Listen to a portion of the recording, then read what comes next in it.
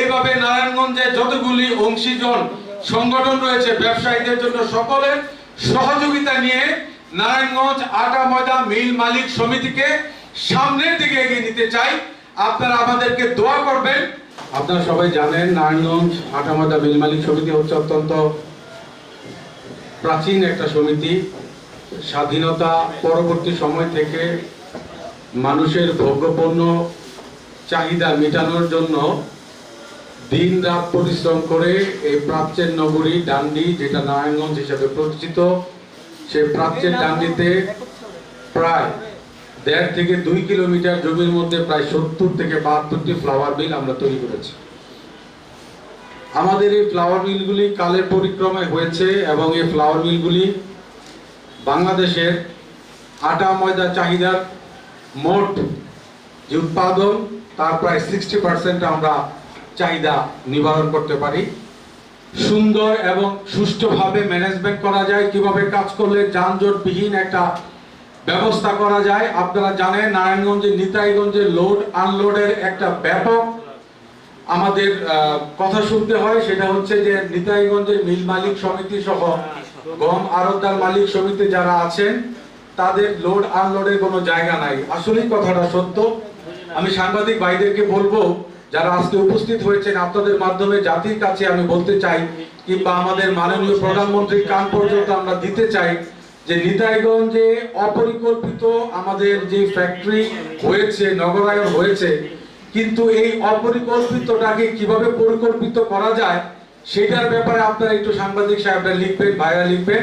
আমরা যদি সরকারের কাছ থেকে কোনো বিসিকের মতো কোনো জমি পাই, আপনারা দেখবেন একটা বিসিকের মধ্যে প্লট থাকে 100-150। অলমোস্ট আমাদের ফ্লাওয়ার মিলারদের কিন্তু প্রায় 70 থেকে 75টা ফ্লাওয়ার মিল রয়েছে। আপনারা জানেন নিতাইগঞ্জে লবণের মিল রয়েছে, নিতাইগঞ্জে ডাল মিল রয়েছে, নিতাইগঞ্জে 9টি ভোগ্যপণ্যের ব্যবসায়ী প্রতিষ্ঠান রয়েছে। এদের জন্য লোড আনলোডের জন্য যদি সরকার আমাদেরকে কোনো রকমের কোনো জায়গা দেয়, সেটা আমরা সরকারকে তার লেভি পরিশোধ করে, তার ইজারা মূল্য পরিশোধ করে আমরা ব্যবহার করতে চাই। এবং আমাদের যে সমস্যাগুলি হচ্ছে, দিনের বেলা ট্রাক আমরা লোড আনলোড করতে গেলে আমাদের রাস্তায় যানজট হয়। আমি তাদের মাধ্যমেও সবাইকে বলতে চাই যে আমরা সকলে মিলে একসাথে সম্মিলিতভাবে আমাদের প্রবলেমগুলি অ্যাড্রেস করে আমরা সমাধান করব। এই জন্য আমাদের সিটি কর্পোরেশনের সহযোগিতা লাগবে, জেলা পুলিশ সুপারের সহযোগিতা লাগবে, জেলা প্রশাসকের সহযোগিতা লাগবে, জেলা পরিষদের সহযোগিতা লাগবে, নারায়ণগঞ্জ উন্নয়ন কর্তৃপক্ষের সহযোগিতা লাগবে, নারায়ণগঞ্জ চেম্বার অফ কমার্সের সহযোগিতা লাগবে। এইভাবে নারায়ণগঞ্জে যতগুলি অংশীজন সংগঠন রয়েছে ব্যবসায়ীদের জন্য সকলের সহযোগিতা নিয়ে নারায়ণগঞ্জ আটা ময়দা মিল মালিক সমিতিকে সামনের দিকে এগিয়ে নিতে চাই। আপনারা আমাদেরকে দোয়া করবেন, আমরা যাতে এই কমিটি, আমাদের মেয়াদ হচ্ছে 3 বছর, এই 3 বছরের মধ্যে আমরা একটা আধুনিক ডিজিটাল কমিটি করে, সমিতি করে, যার মাধ্যমে সরকারের সাথে নেগোসিয়েশন করে আমরা কাজকর্ম করতে চাই। আপনারা জেনে অবাক হবেন, নারায়ণগঞ্জের 70টি মিল, নারায়ণগঞ্জ জেলা, ঢাকা মহানগর, নরসিংদী জেলা, গাজীপুর জেলা সরকারের যে ওপেন মার্কেট সেল ওএমএস কার্যক্রমে আটা সরবরাহকরণের যে প্রজেক্ট, যেটা দিয়ে আমরা এই 4-5টা জেলায় কাজ করছি, যেটা বাংলাদেশের অনেক জেলায় এই কাজ করে না। নারায়ণগঞ্জ জেলা হিসাবে আমরা অবশ্যই এটা অ্যাপ্রিসিয়েশনের যোগ্য, কারণ এই 5টি জেলায় কোনো ফ্লাওয়ার মিল খুব একটা নাই। আমরা তাদেরকে সাপোর্ট দিয়ে সরকারের এই কর্মসূচি এগিয়ে নিয়ে যাচ্ছি। তাহলে অবশ্যই এই জেলা অত্যন্ত গুরুত্বপূর্ণ। এই জন্য সরকারকে বলবো, আমরা অনেক পরিমাণে রাজস্ব দেই, অনেক পরিমাণে আমরা ট্যাক্স দেই, আমরা আবার নির্যাতিত হই, আমরা কর্পোরেটদের সাথে পারি না, তাদের বিভিন্ন রকমের পলিসির কারণে আমরা হেরে যাই। আমরা সরকারকে বলবো ক্ষুদ্র এবং মাঝারি শিল্প যাতে একটা নীতিমালা করা হয়, যার মাধ্যমে আমরা বেঁচে থাকতে পারি। আমাদের ফ্লাওয়ার মিলাররা অত্যন্ত ভালো মানুষ এবং তারা, আপনারা জেনে অবাক হবেন, একমাত্র ফ্লাওয়ার মিলই হচ্ছে পরিবেশ বান্ধব একটা ইন্ডাস্ট্রি। এখান থেকে বিন্দু পরিমাণ কোনো ওয়েস্টেজ, পরিবেশ দূষণ হয় না। বর্তমান সরকার ব্যবসা বান্ধব সরকার, ওনারা বিভিন্ন রকমের সহযোগিতা আমাদেরকে দিচ্ছেন, নীতি সহায়তা আমরা পাচ্ছি। ভবিষ্যতে এরকম সহযোগিতা পেলে আমাদের মিল ইন্ডাস্ট্রিগুলো আমরা একটা সুন্দর জায়গায় নিয়ে যেতে পারবো এবং সরকারের এই যে চাহিদা সেটার যোগান দিতে পারবো। আপনাদেরকে বলি যে আমরা সব সময় আটা এবং ময়দার দাম আমরা কমিয়ে রাখতে চেষ্টা করি।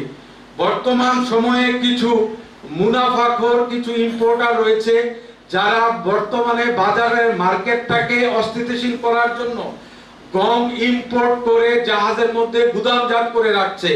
আপনাদের মাঝে আমি বলতে চাই, বর্তমান সরকারের যারা রয়েছেন বিভিন্ন আইন শৃঙ্খলা রক্ষাকারী প্রতিষ্ঠান কিংবা বাহিনী, এনএসআই, ডিজিএফআই সহ তাদের কাছে অনুরোধ করব, বর্তমান গমের কোনো সংকট নাই।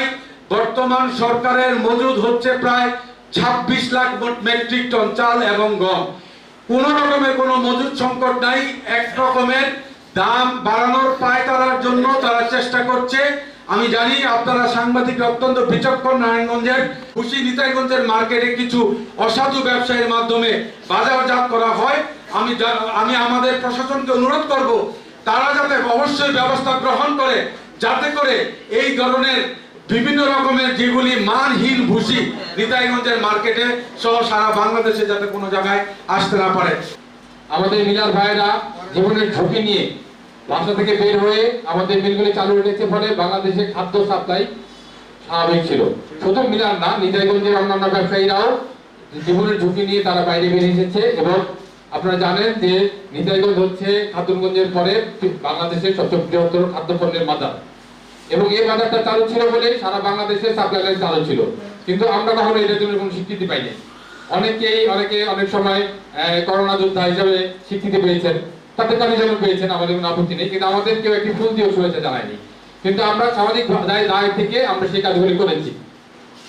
তখন অনেক মিলারি ছিল যারা চাইলে মাথা বসে থাকতে পারতো, তাদের ব্যবসা বন্ধ রেখে তারা অপেক্ষা করতে পারতো। কিন্তু আমরা সেই কাজটা না করে আমরা দেশের দিকে চিন্তা করে, জনগণের চিন্তা করে আমরা আমাদের সাপ্লাই লাইন ঠিক রেখেছি। শাকিরিন ওলামা নৌকাবাজ যারা কবরে তামার হাদিয়া পৌঁছায় দিন, যারা কবরের আত্মীয় স্বজন আপনজন আমাদের বাবা দিন। আল্লাহ বিশেষ করে আমাদের মাঝে আমরা যারা সবাইকে নিয়ে একসাথে একভাবে থাকতে পারি, আল্লাহ তৌফিক দিন। আল্লাহ বিশেষ করে আমাদের ফ্যাক্টরিতে যারা